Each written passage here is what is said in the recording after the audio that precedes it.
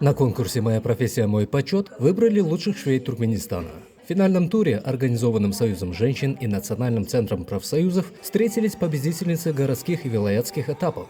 Практический этап стал испытанием на скорость. За 30 минут мастерицы должны были раскроить и сшить детское платье. Жюри оценивало точность кроя и владение техниками традиционной орнаментики. Также швеи представили свои современные наряды, созданные по канонам древнего прикладного искусства.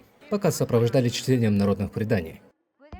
Сегодня в нашей прекрасной столице «Жемчужине Азии» мы удостоились первого места на государственном этапе профессионального конкурса, проводимого среди женщин под названием «Моя профессия, мой почет». Первый этап конкурса сопровождался песнями и игрой на дутаре. Во втором этапе конкурса мы соревновались в шитье платья для 5-6-летней девочки за 30 минут, а также в представлении сшитого нами платья. В третьем туре конкурса мы соревновались, надев сшитые нами наряды и представляя их.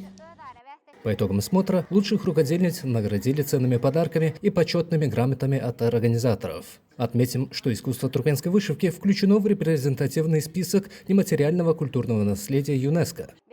Сегодня, в честь одного из наших прекрасных праздников Международного женского дня, 8 марта, проводится государственный этап конкурса под названием «Моя профессия, мой почет». Мы, приехав из Балканского вилаята, удостоились на сегодняшнем конкурсе главного приза. Это нас очень радует и наполняет гордостью. Создаются широкие возможности для того, чтобы мы, туркменские женщины и девушки, могли трудиться и становиться мастерами выбранной профессии. В сегодняшнем состязании мы соревновались с очень умелыми и искусными женщинами. То, что среди них нас выбрали как самых искусственных швей, нас также безмерно радует и заставляет гордиться.